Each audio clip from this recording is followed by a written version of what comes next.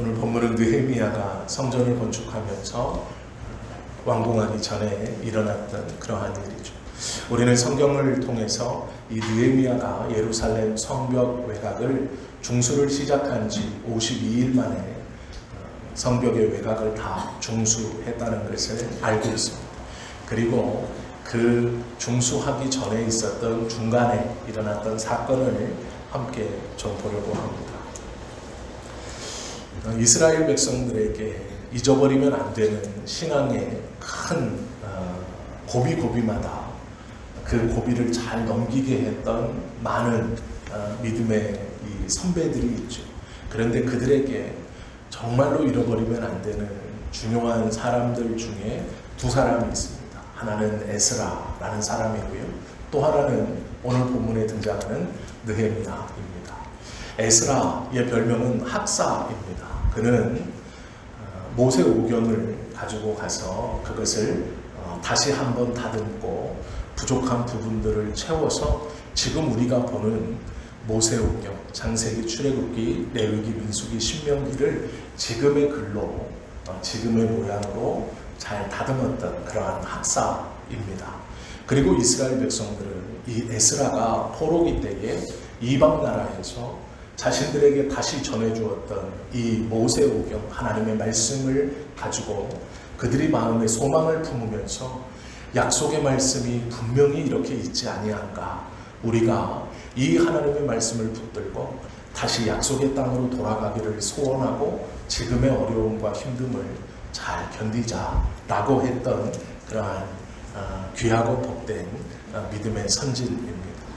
또 오늘 느헤미야도 마찬가지로 이 에스라가 이스라엘 백성들을 위해서 바사왕 아닥삭스에게 하나님 앞에 간절히 기도한 후에 이 바사의 왕에게 나가서 이 아닥삭스 왕에게 우리 무너져 내린 이스라엘의 성벽을, 이 이스라엘 성을 다시 건축할 수 있도록 도와주십시오.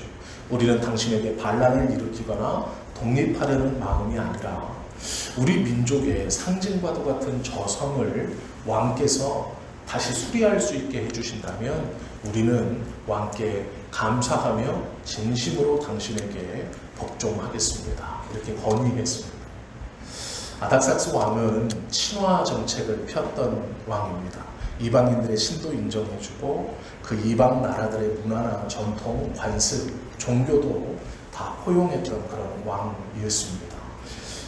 이 아닥사스 왕이 했던 일 중에 자신의 제국을 강화시키기 위해서 이방인 나라를 정복하면 그 나라의 엘리트들, 고위 관료들, 소위 그 나라의 지배층을 자신의 나라로 이주시켜 와서 자신의 나라의 전통, 문화, 여러 가지 것들을 교육시키고 또 그 중에 탁월한 자들을 관리로 뽑아서 자신의 최측근에 두었습니다.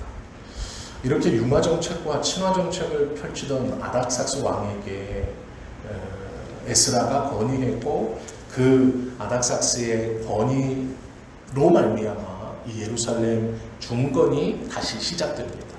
그래서 열심히 이 성을 짓고 있었습니다.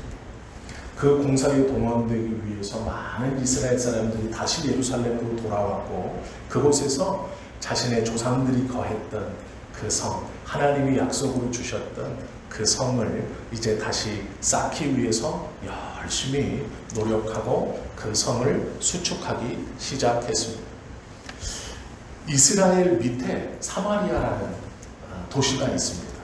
이 사마리아는 예루살렘이 멸망한 후에 이 이스라엘의 수도 역할을 했던 제2의 수도였지만 두 번째로 큰 도시였지만 제1도성인 예루살렘이 멸망하고 난 다음에 수도 역할을 했던 그러한 곳이었습니다.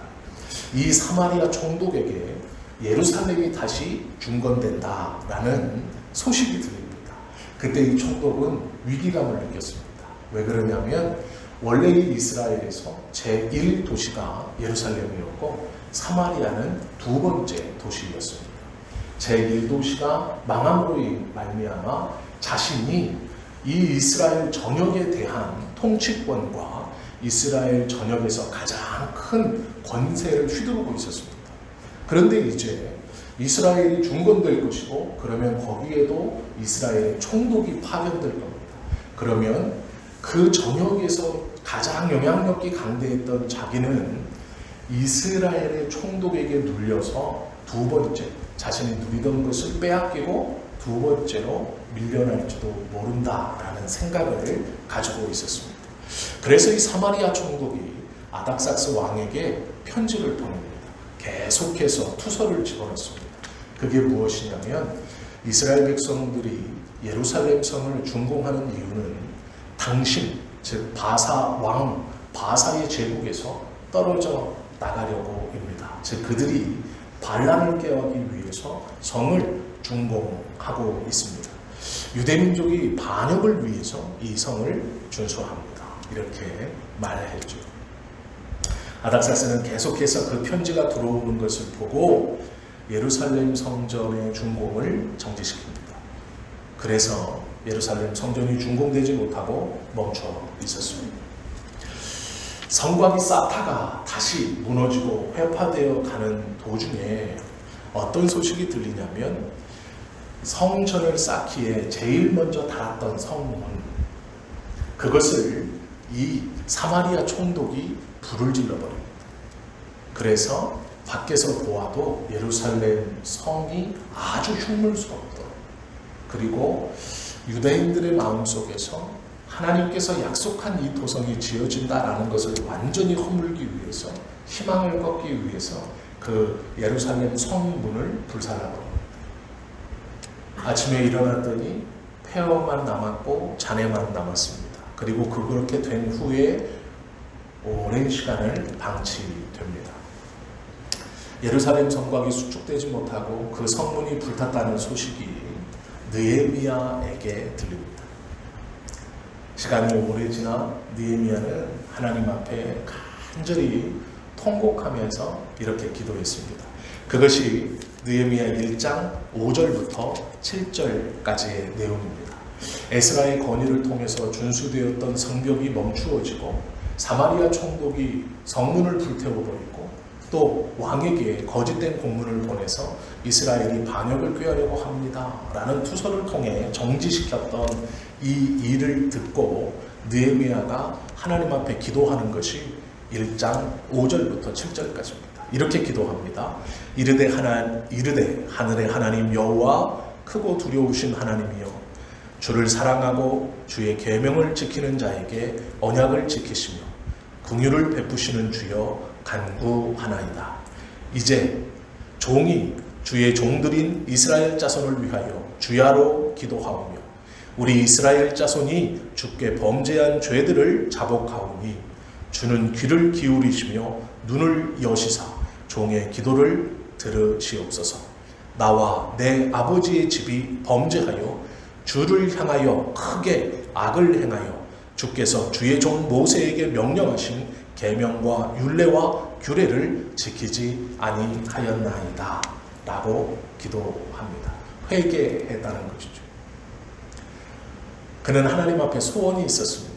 그것은 하나님께서 모세를 통해 이스라엘 백성들에게 허락해 주셨던 약속의 땅, 하나님의 땅, 그 땅의 상징인 예루살렘 성전이, 예루살렘 성이 다시 증축되어 예전의 모습을 갖추는 것입니다. 그것은 성전이, 성벽이, 성이 완성되어 보기에 좋았다가 아니라 이스라엘 백성들의 마음속에 그것이 서 있으므로 그들의 마음속에 하나님의 말씀이 죽지 않았고 여전히 우리에게 그 말씀을 이루어 가신다라는 희망을 품게 하고 싶었기 때문입니다.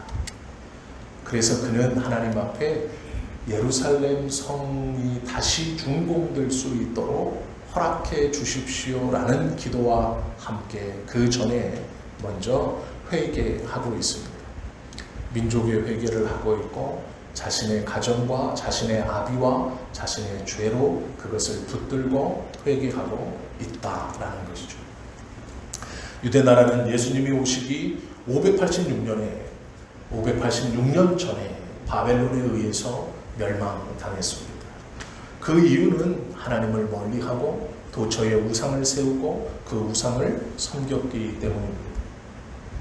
그렇게 멸망한 이스라엘 백성, 느헤미야는 슬프게 통곡하며 하나님께 간절히 기도했습니다.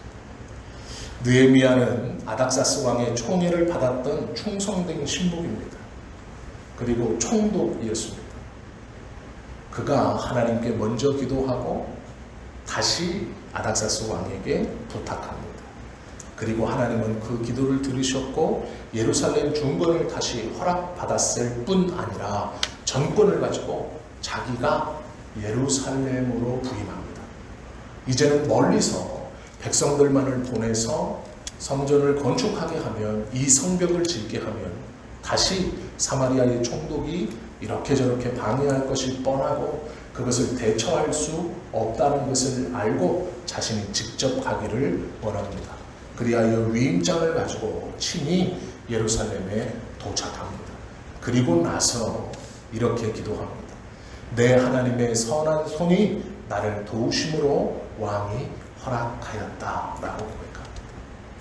왕이 허락한 것인데 그것을 내 하나님의 선한 손이 도우셨다 라고 고백하고 있습니다. 왕은 결정권자이고 모든 권한을 위임해 줄 수 있는 절대자입니다. 그에게서 허락이 떨어졌습니다. 그런데 이 느헤미야는 내 하나님의 선한 손이 나로 도왔다 라고 고백합니다. 이것이 느헤미야의 신앙의 고백입니다. 느헤미야는 예루살렘 성을 준공하기 위해서 사람들을 모았습니다. 그리고 제일 바깥쪽에 있는 외 성벽을 수복하기 위해 열심히 일했습니다. 사마리아 총독인 산발락과 암몬 총독인 도비아는 다시 멈췄던 예루살렘 성벽이 세워지고 공사가 이루어진다라는 소식을 듣고 둘은 합심하여서 다시 왕에게 친서를 보내기도 하고 둘이 만나 편을 먹고 이야기하기를 우리가 합심하여 저것들을 다 죽이자라고 말합니다. 왕에게 말로만 할 것이 아니라 저것들을 다 그냥 죽여버리자라고 말합니다. 그리고 이들이 우리의 염려대로 반란을 꾀하기로 우리가 이들을 진압했습니다 라고 보고서를 올리면 그만이에요. 멀리 있는 왕에게 두 총독이 이 예루살렘의 총독으로 임명한 느헤미야가 우리의 걱정대로 왕이요, 이들이 반란을 일으켰습니다. 그래서 우리가 진압했습니다. 이렇게 소식을 전하면 끝나는 거죠. 이 둘은 명약했고 이 두 총독은, 사마리아와 암몬의 총독은 힘을 합치기로 결의했고 그 힘으로 예루살렘을 언제든지 쳐들어와서 멸망시켜 버리겠다 약속했습니다. 분했고 억울했습니다. 자신의 권세를 저 느헤미야가 뺏어갈 것이라고 생각했습니다. 이 소식을 들었던 느헤미야는 낙심하지 않았습니다. 백성들과 더불어 하나님께 간절히 기도하였고 또한 조를 짜서 파수꾼을 세웠습니다. 15절에 보면, 16절에 보면 이렇게 말합니다. 그때로부터, 4장 16절입니다. 내 수하 사람들의 절반은 일하고 절반은 갑옷을 입고 창과 방패와 활을 가졌고 민장은 유다 온 족속의 뒤에 있었으며 라고 말합니다. 가장 외곽에 자신의 수하 반절은 일을 하지 않고 중무장을 하고 보초를 서고 있었고 그 뒤에 또 군사들이 무장을 하고 지키고 있었고 일하는 사람들이 가장 안쪽에서, 즉 일하는 사람 제일 바깥에 무장한 군인들이 보초를 서서 지키고 있었고 그 안쪽에 경감을 착용한 예루살렘에 먼저 와 있었던 사람들 중 민병대를 꾸려서 또 훈련되진 않았지만 그 사람들로 가장 안쪽에서 일하는 사람들을 보호했습니다. 그때 세운 것이 파수꾼이었습니다. 파수꾼들은 눈에 불을 켜고 성곽 바깥에서 제일 위험한 곳에서 넓게 펼쳐진 광야를 바라보면서 항상 신경이 곤두서 있었어야 했습니다. 언제든지 사마리아 총독의 군대나 암몬 총독의 군대가 밀려올 수 있었기 때문입니다. 그들은 전쟁을 준비해야 했습니다. 성곽을 수축하는 물론이요, 전쟁을 준비하고 있었다라는 것이죠. 그들은 또 일정 부분의 군사들을 떼어서 언제든지 발발하는 지역에 투입될 수 있도록 이 5분 대기조 같은 군사들도 떼어놓고 그들은 휴식을 취하지만 휴식을 취할 때에도 갑옷을 벗지 않고 대기하고 있었다고 성경은 말씀하고 있습니다. 심지어는 물을 길러 갈 때도 무장을 풀지 않고 갔습니다. 어떤 일을 할 때도 옷을 벗지 않았다라고 성경은 기록하고 있습니다. 그 뜨거운 태양볕 아래서 성벽을 다시 수리하고 준설하는 것도 힘든 일이지만 언제 쳐들어올지 모르는 원수들을 향해서 경계하고 그들과 싸울 마음의 각오를 다지고 하는 것은 절대로 쉬운 일이 아니다라는 것이죠. 하나님께서 맡겨주신 사역, 하나님의 뜻이 분명한 이 성전을, 이 성벽을 다시 세우는 일, 그것은 하나님이 원하시는 것이었고 이스라엘 백성들이 꼭 해야 하는 것이었습니다. 그러면 우리 생각에 하나님이 원하시고 하나님께서 기뻐하시는 일을 감당하고 있으면 하나님이 천군과 천사를 보내어 지켜주셔야만 할 것 같습니다. 형통하게 하시고 왕성하게 하시고 불붙듯 일어나게 하셔서 피곤하지도 않고 잠도 오지 않고 언제나 활기차고 기운이 넘쳐 주님이 원하시는, 주님이 기뻐하시는 일들을 잘 감당해야 옳은 것 같습니다. 우리도 하나님의 뜻대로 우리의 삶을 살아갈 때, 주님의 뜻을 우리의 삶에서 이루려고 할 때 하나님이 사람을 보내어 도우시고 하나님께서 보호하시고 지켜주셔서 아무런 걱정 없이 새 힘으로 날마다 언제나 하나님이 기뻐하시는 일을 했으면 그렇게 되겠지라고 생각하는 것이 우리들의 마음입니다. 그러나 현실은 이 느헤미야가 처한 상황과 같습니다.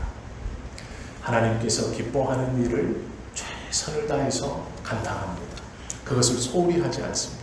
그러나 문제는 위험 요소도 자기가 지켜야 한다는 것이죠. 하나님께서 천군 천사를 보내시어서 지켜주시고 둘러주시면 좋겠건만 그렇지 않다라는 것이죠. 사람을 나누고 힘을 쪼개고 일할 때도 무기를 옆에 놓고 심지어 물을 기르러 갈 때도 창을 잡고 물동이를 안고 가야 합니다. 긴장을 늦출 수 없고 쉴 수 없습니다. 하나님이 기뻐하시는 일을 하는데, 주님의 사역을 감당하는데 언제나 긴장하고 방심할 수 없고 마음을 놓을 수 없다라는 것이죠. 우리가 믿음의 걸음을 걸어가면서 하나님께서 주신 주님이 기뻐하시는 일을 감당하면서 도우시는 하나님께서 온전히 우리를 보호하셔서 나는 그 일에만 쫙 빠져서 교회일도 하고 예배도 하고 기도도 하고 주님이 원하시는 사역들을 마음껏 할 수 있으면 얼마나 좋겠습니까? 우리는 그것을 기대하지만 현실은 그렇지 않습니다. 하나님은 우리를 그렇게 두지 않습니다. 하나님의 뜻이 분명하다면 느헤미야는 확신했습니다. 성벽을 준설하는 일은 하나님이 기뻐하시는 일입니다. 하나님의 뜻입니다. 그리고 기도함으로 하나님이 허락해 주신 일입니다. 그것을 마땅히 행하는 것은 믿는 자로 자기가 지금 하나님 앞에 할 수 있는 하나님을 기쁘시게 하는 최선의 길입니다. 그것을 감당하며 느헤미야는 또한 알았습니다. 지키며 수리하는 것, 긴장하며 감당하는 것도 자신의 몫이라는 것을 알았습니다. 그래서 그는 불평하지 않습니다.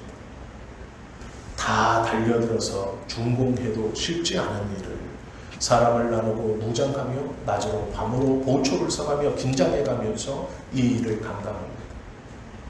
이것이 하나님의 사람의 삶의 모습입니다.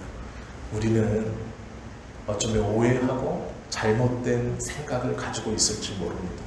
내가 주님 편에만 서면 형통하겠지. 내가 하나님의 뜻 안에만 있으면 모든 일이 잘 되겠지. 나는 잘 모르겠지만 선하고 좋은 일들이 계속 일어나서 우리의 삶에서 그냥 잘 흘러가는 어떠한 일이 벌어지겠지. 그렇지 않습니다. 하나님의 백성은 하나님의 뜻을 온전히 이해합니다. 하나님의 세밀한 계획은 다 이해할 수 없지만 하나님의 뜻은 온전히 이해함으로 꺾이지 않습니다. 물론 기도하며 그것을 감당하고 도우심을 구하지만 하나님께서 기뻐하시는 이 일이 있으니 나머지 것을 주님이 하시겠지라고 생각하지 않는다라는 것이죠. 그것은 어리석은 하나님의 뜻을 잘못 알고 있는 어리석은 신앙인입니다. 대표적으로 제가 그랬고 많은 목회자들이 그렇습니다. 주님의 일만 열심히 하면 하나님이 자녀들도 책임져 주시고 가정도 책임져 주시겠지? 아닙니다. 외람되고 죄송한 말씀이지만 하나님의 일을 함에 있어서 내가 지키고 내가 파수를 서야 하고 긴장해야 하는 일을 언제나 우리들이 감당해야 하는 몫입니다. 물론 하나님은 우리의 기도를 들으시고 새 힘을 주시고 이겨나갈 수 있는 은혜와 능력을 허락해 주십니다. 그러나 내가 한 곳에만 있고 그 나머지 것을 하나님이 알아서 해 주시겠지라는 것은 온전한 하나님의 뜻을 붙들거나 깨달은 자의 모습이 아니다라는 것이죠. 저는 그것을 깨달았습니다. 아마 우리 성도님들도 그것을 깨달으셨을 것입니다. 하나님의 일만 하면 모든 것을 다 알아서 순리대로 좋은 대로 풀어주시겠지. 물론 그런 것도 그런 면도 있습니다. 느헤미야는 하나님의 뜻을 분명히 이해했습니다. 이스라엘 백성들을 통해서 어렵지만 암몬의 총독과 사마리아의 총독이 언제 쳐들어올지 모르고 협박하고 겁박하고 있지만 하나님께서 기뻐하시는 이 성벽의 준공은 포기할 수 없었습니다. 그러기에 파수꾼을 세웠죠. 창을 잡고 갑옷을 입고 쉴 때도 벗지 않고 물을 들어갈 때도 무장을 풀지 않는 그러한 마음으로 주님의 일을 감당해 나가고 있습니다. 우리도 마찬가지 하나님의 일을 주님이 기뻐하시는 일을 내가 하고 있으니 내 자녀를 책임져 주겠지? 아닙니다. 돌아보셔야 합니다. 대화하셔야 합니다. 끌어안아야 합니다. 그의 아이들의 말을 들어주셔야 되죠. 직장도 마찬가지고 내가 교회 일만 하면 내 직장을 잘 해주시겠지? 아닙니다. 그렇지 않습니다. 고민하시고 사람을 만나야 하고 홍보도 하셔야 하고 가만히 있어서는 아무것도 되지 않습니다. 하나님께서 우리에게 진정 원하시는 신앙인의 모습은 하나님의 뜻을 분명히 알지만 그 계획은 알지 못하기에 맡겨진 모든 것들에 최선을 다하는 것입니다. 이것을 열심히 하고 저것을 소홀히 해서는 안 됩니다. 이것도 하나님이 우리에게 맡겨주신 것이고 저것도 하나님이 우리에게 맡겨주신 것입니다. 파수꾼의 임무도 하나님이 이 느헤미야에게 주신 것입니다. 성벽을 준수하는 것만이 주신 게 아니라 성벽을 준수하며 일어나는 모든 일에 감당하는 그 모든 것들도 느헤미야가 감당해야 하고 하나님이 느헤미야를 신뢰하심으로 맡겨주신 것입니다. 우리가 하나님의 일을 함에 있어서 가정을 돌보고 자녀를 돌보고 남편을 섬기고 아내를 품는 것은 그를 돌보고 함께하는 것은 하나님께서 다 맡겨주신 너무도 귀하고 복된 일입니다. 이것을 열심히 하면 나머지를 책임져 주시겠지? 그렇지 않습니다. 이것 또한 하나님이 우리에게 동일한 무게로 맡겨주신 귀한 일입니다.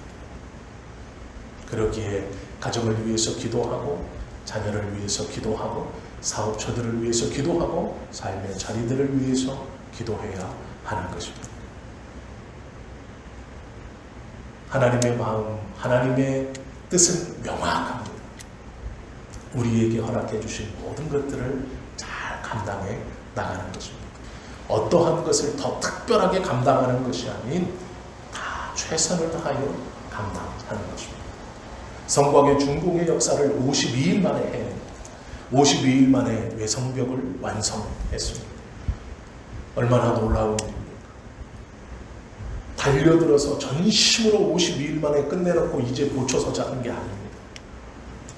고초를 서며 낮으로 밤으로 성벽이 준공되기를 합심하여서 함께 이루어가고 그 일에 방해가 되는 일이 벌어질까 또 긴장하고 합심하며 번대로 고초를 서 그 일을 완성시켜야 합니다. 이것이 하나님의 뜻이고 믿는 자의 삶의 모습입니다. 우리의 자녀가 말을 듣지 않는다고 하면 교회로 와서 자녀를 내팽개쳐둔 채 하나님 우리 자녀를 돌아오게 해주십시오라고 기도합니다. 두 가지 다 하셔야 돼요. 그렇게 기도하시면 자녀를 붙들고 대화를 하시기로 시도하셔야 됩니다.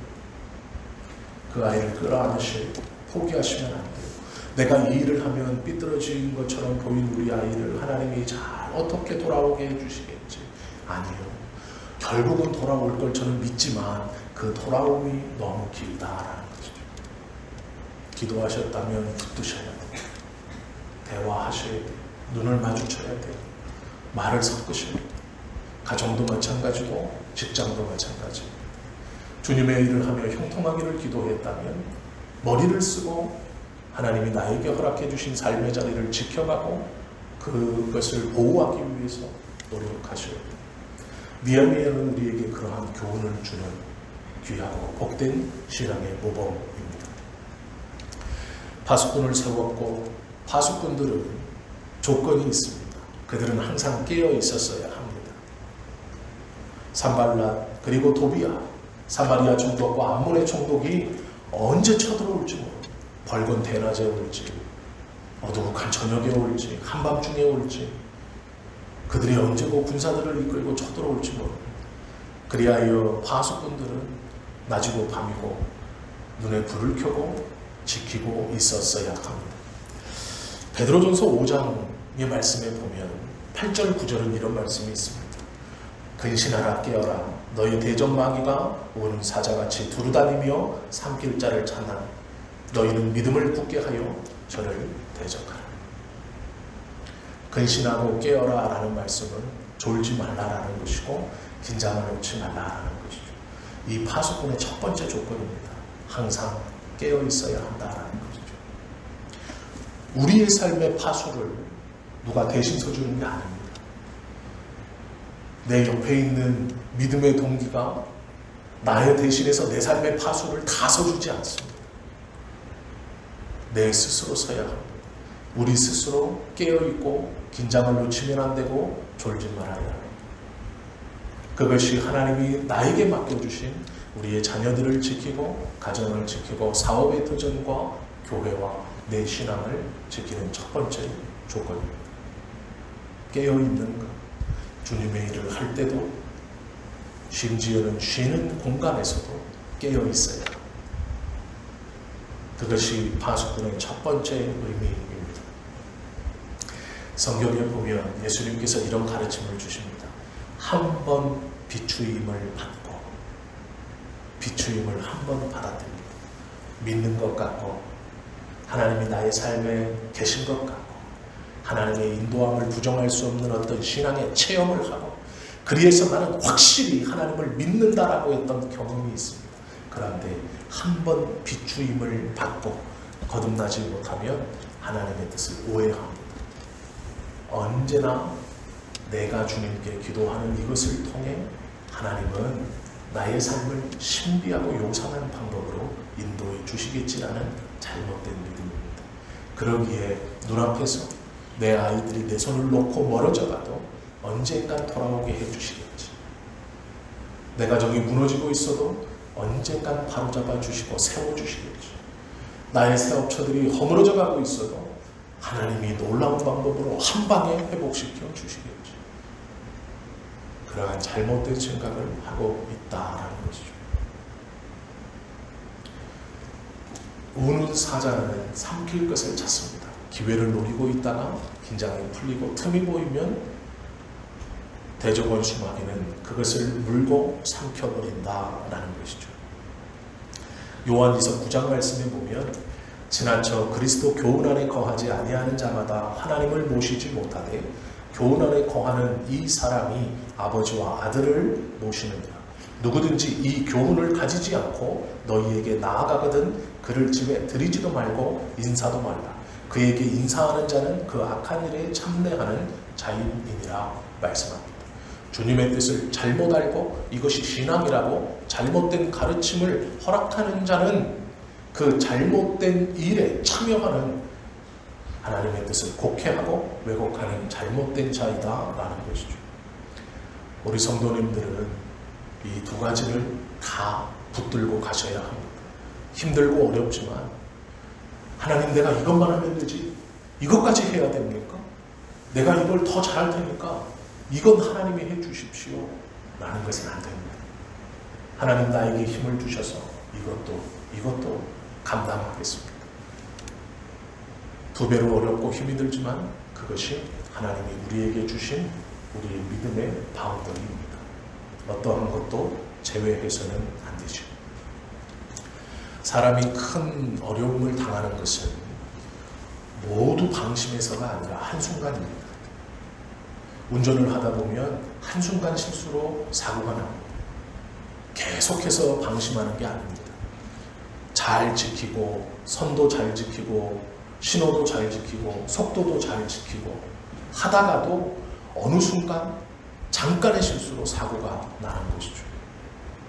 우리의 삶도 우리의 신앙도 우리의 자녀와 가족도 사업체도 마찬가지입니다. 항상 내어놓는 것은 아니죠. 그러나 우리의 긴장이 풀어졌을 때 그 위험은 성큼 다가올 수 있다라는 것이죠. 누가복음 21장에 보면 이러므로 너희는 장차 올 이 모든 일을 능히 피하고 인자 앞에 서도록 항상 기도하며 깨어있으라 말씀하고 권면합니다. 항상 깨어있다라는 건 기도한다라는 뜻이기도 하지만 이 두 가지가 다 내가 감당해야 한다는 것을 잊지 않는 것입니다. 화수를 서는 일도 성벽을 준공하는 일도 우리의 일입니다. 화수를 서는 일은 하나님의 일이고 성벽을 준공하는 일은 나의 일이 아닙니다. 둘 다 우리의 일입니다. 그러기에 신앙은 어렵고 힘듭니다. 더 아프고 더 고통스럽고 더 무거울 수 있습니다. 그러나 최선을 다해서 두 가지를 다 감당하는 자만이 하나님의 나라를 소유할 수 있고 그것이 하늘의 상급이라고 말할 수 있는 것이죠. 언제나 깨어 있어야 한다는 것은 하나님의 사람의 첫 번째 조건이며 하나님의 부르심을 받은 자들의 첫 번째 조건입니다. 두 번째는 무장을 풀지 말라 권면하고 있습니다. 우리의 싸움은 혈과 육에 대한 싸움이 아니고 권세자와 악한 영들에 대한 싸움이라고 성경은 말씀하고 있습니다. 우리는 칼을 차고 다니라는 얘기가 아니라 말씀을 품고 있어야 하고 하나님의 뜻을 언제나 기억해야 하고 두 가지 다 내가 믿음 안에서 최선을 다해 감당해야 하는 일임을 잊지 말아야 한다라는 것이죠. 그 말씀에 대해서 잠언은 이렇게 우리에게 말씀합니다. 이는 지혜와 훈계를 알게 하며 명철의 말씀을 깨닫게 하며 지혜롭게 의롭게 공평하게 정직하게 행할 일에 대하여 훈계를 받게 하며 어리석은 자로 슬기롭게 하며 젊은 자에게 지식과 근신함을 주기 위한 것이니 지혜 있는 자는 듣고 학식이 더할 것이요 명철한 자는 모략을 얻을 것이라 말씀하고 있죠. 하나님의 말씀을 품는 것, 주님의 뜻을 분명히 깨닫는다는 것은 이러한 능력과 힘을 우리에게 주는 것이죠. 신명기 8장 3절의 말씀을 예수님은 붙들어 사단이 시험했을 때 말씀하셨습니다. 사람이 떡으로만 사는 것이 아니요 여호와의 입에서 나오는 모든 말씀으로 사는 줄을 너로 알게 하려 하시니라 말씀합니다. 우리는 성경 구절 몇 장 몇 절 하나를 외우는 게 아닙니다. 물론 그것이 너무 중요하고 복된 것이고 성경의 말씀들을 줄줄줄 외우는 것이 너무 중요하지만 그 말씀을 덮고 있는 더 큰 하나님의 뜻이 무엇인가를 기억하는 것이 더 중요합니다. 성경 구절을 외우지 못한다 하여도 상관없다고 말씀드리면 안 되지만 그것보다 더 중요한 것은 하나님의 큰 뜻입니다. 우리에게 품고 계시는 큰 뜻입니다. 우리는 예수 믿는 자로 불러주셨습니다.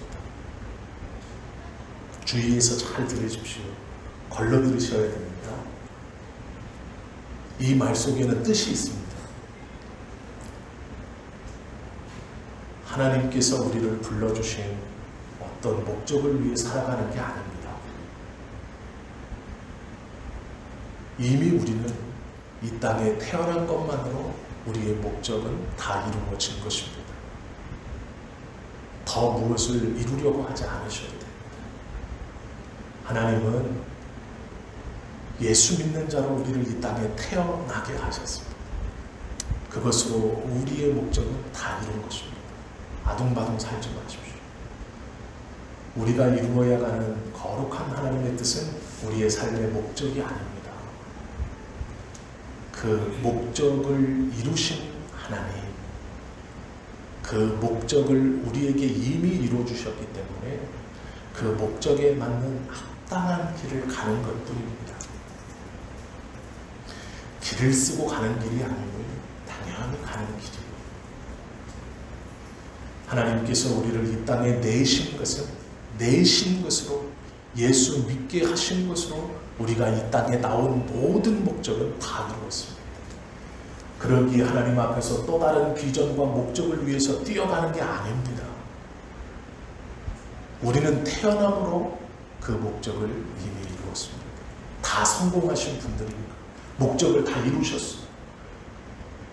그리고 우리가 걸어가는 이 길은 목적을 이룬 자가 자연스럽게 가야 하는 길입니다. 그러기에 이 걸어가는 길은요, 고통이 아니고 어려움이 아닙니다. 그냥 가야 하는 길이 마땅히 가는 길입니다.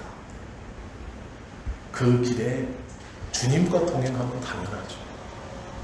하나님께서 예수 믿는 자로 이 땅에 나게 하셨기 때문에 이루어진 목적 안에 당연히 걸어가는 그 길, 내 삶의 목적을 이루어주신 그 주님과 동행하며 당연히 가는 것입니다.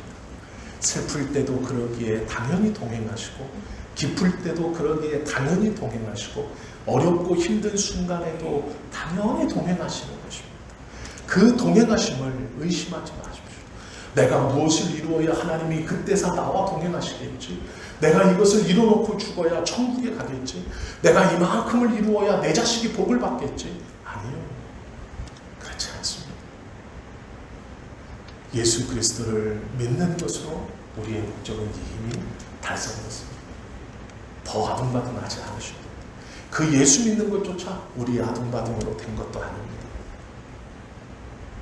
태어나신 것이 이미 다 이루어 놓으신 겁니다. 우리는 이미 하나님께서 의도하신 바를 다 이룬 사람들입니다. 그러기에 성공한 사람들입니다. 목적은 이미 이루었습니다. 그리고 이제 그 목적을 이루신 그 주님이 나의 남은 생을 함께 동행하시는 겁니다. 때로는 어렵고 힘들지만 절대로 떠나지 아니하시고 외면하지 아니하십니다. 목적이 이루었기에 하나님은 우리에게 또 다른 목적을 얘기하지 않습니다. 그저 이 목적이 이루어졌다는 것을 잊지 말아요. 예수 그리스도가 우리의 구원자이시고 하나님께서 우리를 예수 믿는 자로 저 천국을 이미 약속해 주셨다는 그 이루어지신 것을 너는 잊지 말아라. 그렇게 말씀하시는 거예요. 그러기에 동행하신 주님을 붙들고 그 주님이 우리의 무기이고 그 주님이 우리의 창이며 그 주님이 우리의 갑옷입니다. 그러기에 당연히 동행하는, 당연히 쥐고 있는 것이고 당연히 함께 가는 것입니다. 그것이 우리의 믿음의 걸음이고 우리의 삶의 인생입니다. 힘들고 어렵지만 주님이 함께 하십니다. 그 주님은 우리를 떠나지 않으십니다. 그러기에 불안해하거나 두려워하지 마십시오. 의심하지 마십시오. 하나님은 절대로 우리를 외면하지 않습니다. 요한일서 5장 4절 5절을 우리에게 놀라운 말씀을 주시죠. 대저 하나님께로서 난 자마다 세상을 이기느니라. 세상을 이긴 이김은 이것이니 우리의 믿음이니라. 예수께서 하나님의 아들이심을 믿는 자가 아니면 세상을 이기는 자가 누구랴 말씀하십니다. 하나님에게서 난 자마다 세상을 이긴다.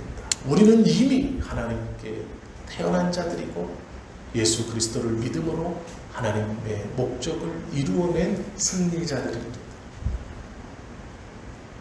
우리를 하나님은 절대로 떠나지 않습니다. 예수님께서 하나님의 아들을 믿는 자가 아니면 누가 세상을 이길 것입니까? 불안해하거나 두려워하지 않으셔도 됩니다. 부정적이거나 소극적이지 않으셔야 합니다. 담대하시고 적극적이셔야 합니다. 그것이 우리의 모습이어야 합니다. 파수꾼은 그러한 사람들입니다. 다니엘은 사자의 죽음 앞에서도 믿음을 가지고 있었습니다. 흔들리지 않았죠. 비록 나라는 망했고 포로로 끌려왔고 지금은 사자굴 앞에 서 있는 그 상황에서도 믿음을 잃지 않았죠. 동행하시는 주님이 나를 떠나지 않는다라는 믿음입니다. 다니엘의 세 친구도 마찬가지입니다. 뜨겁게 타오르는 불무불 7배나 더 뜨겁게 한 그 불 앞에서도 당당합니다. 나를 구해 주실 것이다. 그러나 그리 아니하실지라도 나는 주님을 신뢰합니다. 라는 고백이죠. 모세도 믿음으로 홍해를 건너고 여호수아도 믿음으로 여리고성을 무너뜨렸습니다. 이 믿음이라는 것은 하나님이 나와 함께 계신다라는 것이죠. 나와 언제나 동행하신다라는 것이죠. 이것이 파수꾼의 무기입니다. 우리들의 무기입니다. 하나님의 사역, 성벽을 준공하는 일, 그것은 우리가 믿음으로 끝까지 붙들고 이 육신의 삶이 끝나는 날까지 이루어져 또 하나님이 기뻐하시는 일이기 때문에 감당해야 되는 것입니다. 그리고 그 일을 감당하기 위해서 항상 깨어 예수 그리스도를 붙들고 바깥에 우리에게 맡겨주신 다른 모든 것들도 최선을 다해서 감당하는 것. 그것이 믿는 우리들에게 주시는 하나님의 마음이고 믿음의 표현입니다. 우리가 이것을 붙들고 이 뜻 안에서 온전히 실천하며 살아가야 할 것입니다.